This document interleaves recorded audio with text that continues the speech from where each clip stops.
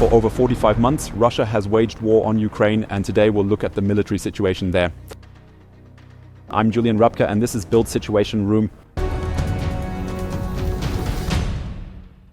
And we start with images that leave little doubt about the Russian version and the claim that Pokrovsk, after 4 months of intense house-to-house fighting and a total of 14 months of partial siege, has now been captured, completely captured, and is under Russian control. These are recordings from the center of Pokrovsk, which we can pinpoint quite precisely since I personally was there on assignment for BILD last September, walking those very streets. Right on the central square, a monument of Mr. Shevchenko was dismantled here, at least by now, but the Russians are now posing right here. At the exact spot where this monument stood, here we see it now removed where it once stood. The Russian tricolor is being raised yet again in this former city of 65,000 residents, symbolizing a stark shift, which now probably has far fewer than 500 residents. When we were there back in September 2024, it was still around 10,000 out of the original 65,000. The rest had fled. Russian bombs were already falling.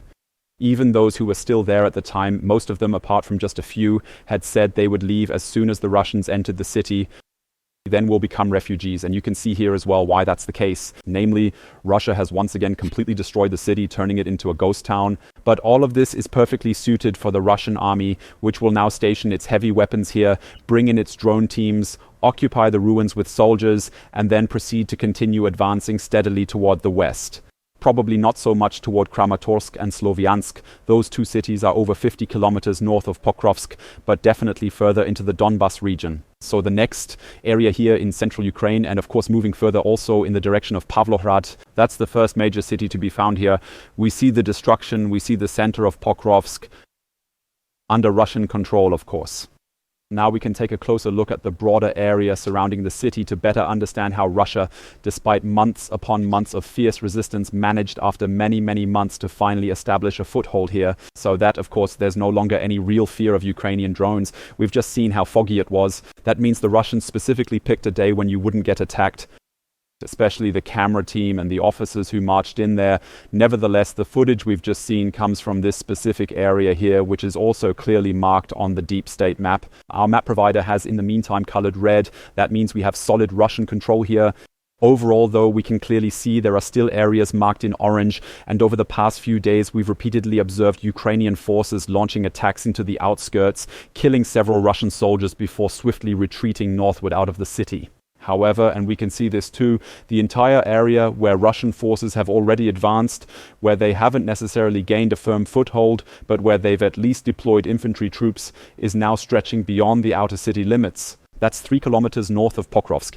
In this area as well, they've now managed to reach the main connecting road between Hryshyn and Mirnohrad. And of course, this makes it even more and more difficult for the soldiers in Mirnohrad, for the Ukrainian troops trying to hold their ground there. A month ago, there were still about 1,000 Ukrainian soldiers in the city. Now there should be fewer. We can only see about 60% of the city, maybe as much as 70% is under clear Ukrainian control. Nonetheless, there are still Ukrainian soldiers there, and many are now naturally wondering what will happen to them. Can they make it through this extremely narrow corridor? You can see here trying to flee through this corridor, basically making it out toward Rudinsky or Hryshyn or what? When will the Ukrainian General Staff finally come to the conclusion that it's simply no longer feasible to maintain logistical supply lines to this half-encircled or mostly encircled former city of 41,000 inhabitants? To keep the soldiers there alive, and what exactly will determine whether Ukraine decides to withdraw from there or not?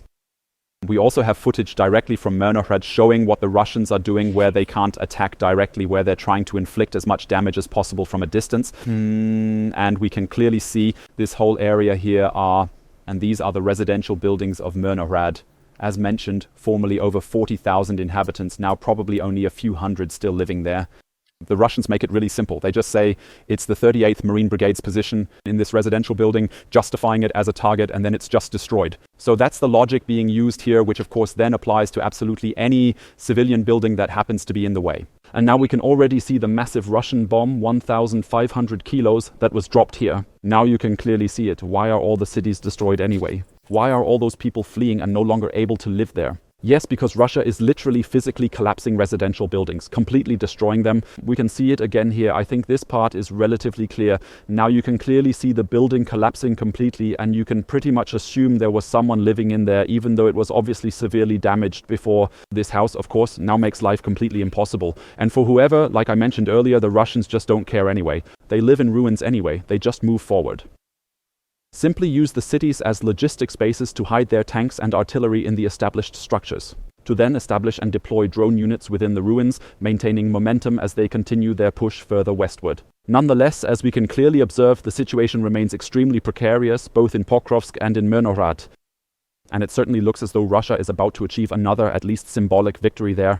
Because we've already seen it, the Pokrovsk transport hub, what it once was, what it still was about a year ago, it simply doesn't exist anymore. The railway lines are destroyed, the roads are blocked by drones, and the surrounding areas are, as we've seen, in red. So Russian occupied anyway. So there's no longer any strategic value for Ukraine in continuing to hold this city. From Pokrovsk we head to Kostyantynivka, located a few kilometers northeast of the city. Fighting continues there as well. Let's take a look first, and it's this eerie sense of déjà vu we keep seeing. How many hundreds, how many thousands of soldiers Russia loses here each month. Just to capture these ruins and ghost towns, we have footage from the 36th Marine Brigade, which is defending Kostyantynivka and is currently, as we see here around the city, hunting down Russian soldiers. We've seen it already. Very often it's fiber optic guided drones being used now. You can see it in these high quality recordings right up to the final moment and also to the very last moment of a Russian soldier's life. We can also see here that TM-62 anti-tank mines are now being thrown into the trenches that were lost and are now under Russian control around the city, resulting in massive and devastating explosions that ripple through the area. So we can see the fighting is barely in the city yet. These are all access routes, all part of the Russian logistics at the southern end of the city, which is currently being attacked. Yet again, you can clearly see this is truly just one single day's worth of footage. How many Russians are killed here every day by Ukrainian drones alone?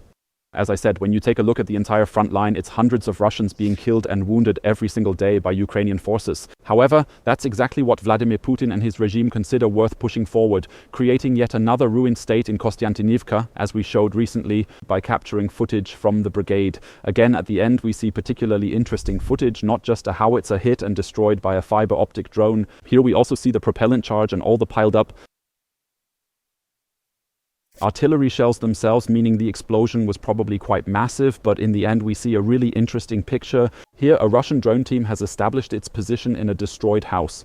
They've used this opening, this damaged opening, probably from an artillery strike or something similar, right away to launch their drones from there. We're now seeing an extreme amount of equipment here. On the left side, all the gear, and down there that cardboard box filled with drones. Here we see their rifles, and over here in the back. Quite interesting to see the RPG-7 grenades that were stored there, all set to be strapped onto the drones and then deployed as needed. Again, we see it once more. A completely destroyed house, just a ruin, but that's enough for the Russian drone elite units to keep pushing forward and operate from there. We'll take a look at that on the map as well. Kostyantynivka still under Ukrainian control. Though the attacks we've just seen targeting Russian logistics and Russian troops, particularly in the areas we've been closely examining here, now we will take a closer look at it. Yes, especially in this area here, meaning the southeastern part of the city. Russians are currently advancing from there, also pushing through Chasiv Yar, but it's also a real, as we've seen from time to time lately, an absolute killing field for the Russians there. Yeah, they hold most of Chasiv Yar, but they're taking heavy losses there and can't make any real progress toward the west because the Ukrainians, as you can clearly see here, have them effectively pinned down and under constant fire. They have built extremely strong lines here to defend Kostyantynivka from the east. These are among the strongest lines, relatively strong in the south too, but taken over by the Russians. We just saw as well that trench systems are being attacked there. They weren't built by Russia, but by Ukraine. But even here, thanks to this natural obstacle, the small river, the Russians are still managing to hold their ground relatively well overall. Yablonivka taken 6 months ago. From this small village, Russians haven't advanced further. We thought back then, well, it's just 10 kilometers left to Kostyantynivka now. It'll take 1, 2, 3 weeks. Didn't happen. Ukrainian defensive lines here are extremely strong. And as we've just seen, all of this is exactly what leads to dozens of Russians being killed here on a daily basis. And the Kremlin has to bring in another 30,000 volunteers every single month, paid fighters, to fight in Ukraine and possibly die as well. From Ukrainian defense efforts, we move to Russian attack operations and once again take a closer look at the loitering drones, which have become increasingly important in recent days, weeks, and months. We remember a year ago there was nothing like this. Now it's standard practice. We'll take a closer look at two distinct strategies currently used by the Russian army for deploying these drones. And the first one I find really quite shocking, yet surprisingly efficient, the way the Russians, once again, it's clear, elite teams, the absolute top tier ones, are deploying the drones. We're looking at one of those sleeper drones or standby drones, the kind lurking at the edge of the road. And interestingly, we can see up here this net, meaning the Ukrainians had actually already put up a net here to protect the road and secure their logistics operations. However, the Russians managed to break through at a very small spot, just 1 meter is enough, to slip through the net, take up positions underneath, and just wait there quietly until the Ukrainians arrive. And interestingly, we're now seeing, don't just wait for a drone here, the vehicle comes, then stops quickly right at this moment, as we can see. So it stops here, but apparently there are several drones in operation. We can clearly see that several Ukrainian soldiers are already running away, although one of them stays behind to defend, and he's shooting, but not at the drone. The one down here, but at another one that's already up in the air and coming straight at him. We can just let it run for now. Watch here as another soldier runs off. One still trying to keep up the defense, keeps shooting over there.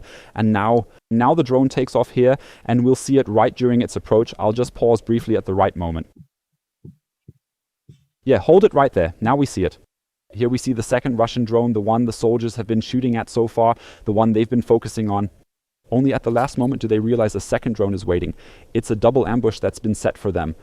And now we see one drone actively chasing the Ukrainian soldiers, while the second drone slams into the vehicle, effectively taking it out of action as well. So this is already a highly sophisticated tactic the Russians are using with these sleeper drones. And that's why they're called sleeper drones, because they can literally wait for hours. So far we've said 6 hours, but the following footage actually looks like even more than that. Namely, this video shows us how a waiting drone is basically being prepared and readied for its upcoming deployment mission. So here we see the approach. That means the operator is all set and basically already seated at his screen, now guiding the drone in for landing here. And now it gets really interesting because we can see here that it's already evening, the sun is about to set, then the moon will rise, and how the whole thing just waits there for hours on end. So how this drone waits for hours on end for its target. We can see the clouds moving fairly quickly here. Now we can see the rising moon slowly passing across the view of this camera.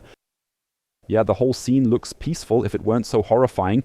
And now, after many long hours, we can see a Ukrainian vehicle slowly approaching in the middle of the night, lighting up the area with its own headlights. Here we see it. The Ukrainian vehicle is approaching. They've realized the drone is overhead, now scrambling out in all directions, desperately trying to abandon the vehicle at the last possible second. And now the drone begins its final deadly descent, which only has a few meters left to cover, and when we get no image, that typically means it's hit its mark, confirming the vehicle has been successfully struck. It could also mean that the Ukrainians destroyed this drone on the ground with a shotgun or something similar, but there was no evidence of that this time. But as mentioned, it's not just Russia.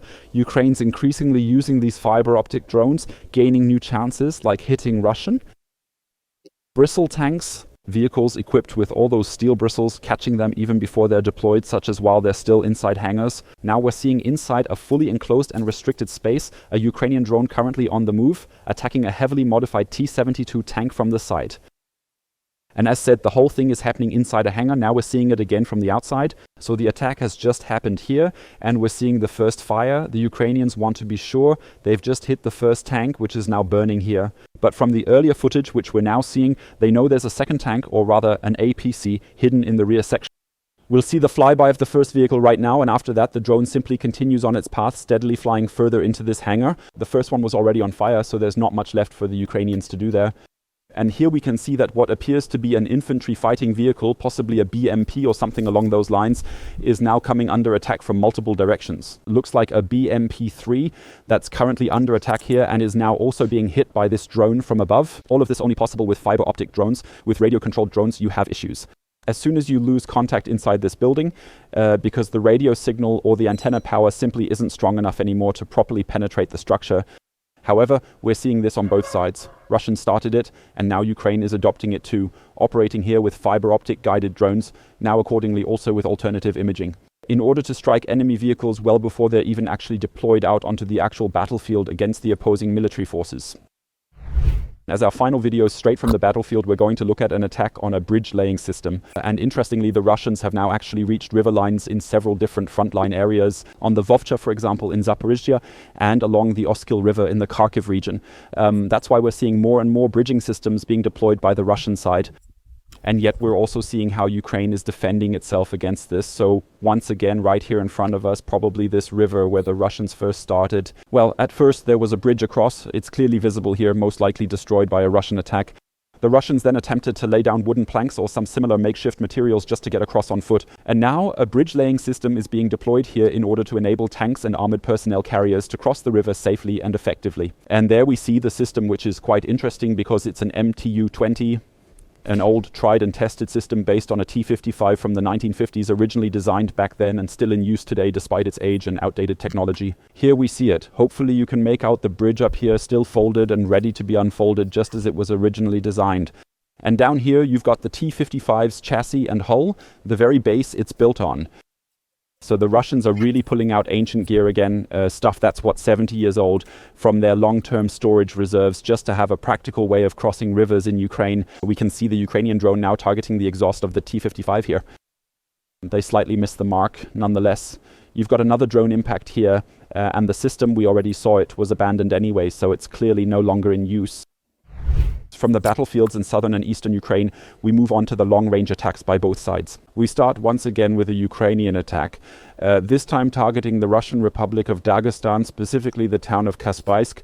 Kaspiysk is situated directly on the southern shores of the Caspian Sea, so quite far away. We'll take a look at the map in a moment. And here, a surveillance camera managed to capture yesterday's attack, and once again it's displayed clearly right here at the top left. Just as we can see, it appears to be an ultralight aircraft, a converted one, which is now in the process of making its final approach toward its intended target and will subsequently go on to fly directly into an industrial site located in the town of Kaspiysk. We are now seeing the approach, something clearly several meters long. Whatever's flying there is way too big for a common drone. And now, right on cue, the explosion, which first occurred in the city and was then also recorded by various other eyewitnesses.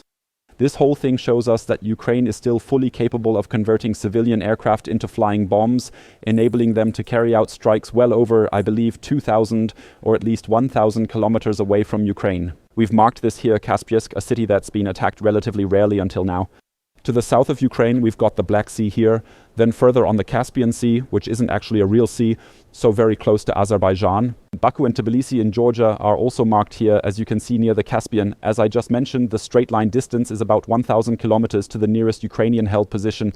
However, we can assume that this straight line distance isn't relevant here, since they didn't fly over the occupied territory, but rather either flew around from Kharkiv or came from the Odessa direction, crossing the entire Black Sea before attacking here. So we're likely looking at a flight path of approximately 2,000 kilometers in order to reach and successfully strike that Black Sea port in Dagestan by Ukrainian long-range drones from modified light aircraft that were able to carry out the attack.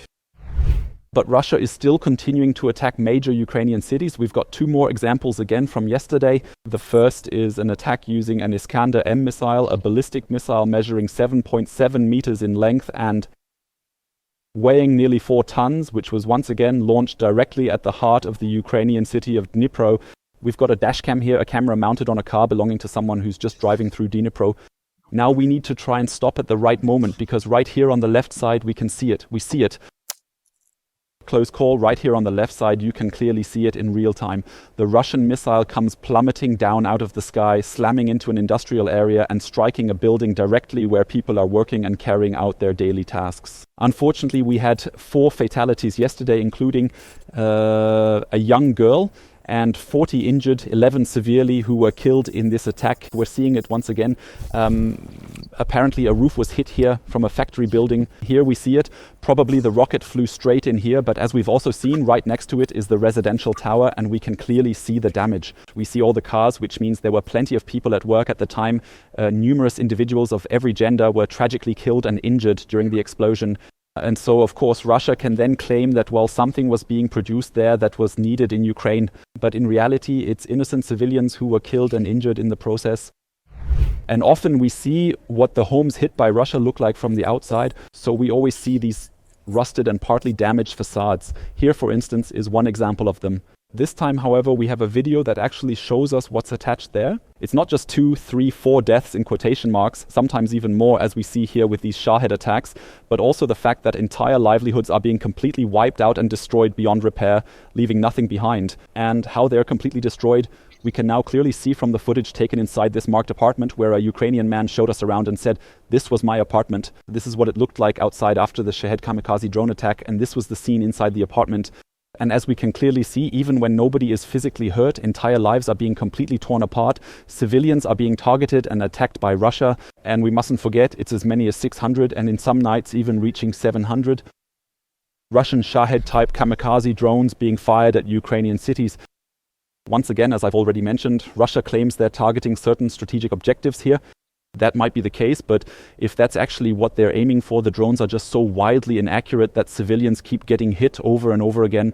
Every single day, just in November alone, it was over 50 Ukrainian civilians. We remember a massive attack in Ternopil with 35 dead, but also many other attacks that caused fatalities in Ukrainian major cities. That, as mentioned, Vyshhorod near Kiev, just a bit north of the capital city. And we can clearly see the severe consequences this attack had for the people living there. This Russian kamikaze drone striking the residential building. And we can see exactly what Ukraine is doing to stop these Shaheds in the following video, where a Sting drone, a specially designed interceptor drone, is deployed to take down a Shahed. And in this case, it's a very special Shahed. We're dealing with a Shahed 238, as it's called by the Iranians, or Geran 3, as the Russians name it. So what we see here is a standard loitering drone, if you will, but at the back, this is something completely different from what we've seen so far. That's a jet engine. So the Russians have now switched over from propeller-driven systems to using jet engines instead. These drones are naturally more expensive as well, up to 500,000 euros per drone, with a range of about 1,000 kilometers. They've now acquired drones capable of speeds up to 600 kilometers per hour, twice as fast as others, specifically deployed in attacks on Ukrainian cities. The Ukrainians are now very proud that they've at least succeeded in one case, we don't know exactly how many in total, succeeded in shooting down this Shahed 238 or Geran 3, as the Russians call it, to successfully intercept and engage it, despite its extremely high speed. We've seen the jet propulsion unit behind it, as well as quite a few additional components, specifically a box-like structure equipped with an antenna at the front.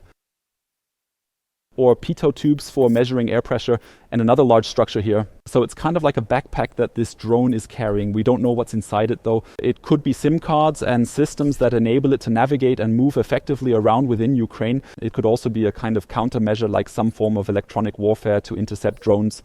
What we can say fairly certainly here is that it didn't work, and that this Ukrainian interception drone of the Sting type managed for the first time to take down a so-called Geran 3 drone, likely destroying it over Ukraine. Of course, this is always, again and again, a battle of materials. The question is, how many drones, how many of these Geran 3s, even with their 600 kilometers per hour, can Russia build? And how many options, how many intercept drones and other means does Ukraine have to defend itself against this kind of military superiority from Russia, and perhaps even more importantly, against its key enabler, the one making it all possible, China? Because we must not forget, all these Geran drones are not made in China, but every single component comes from China.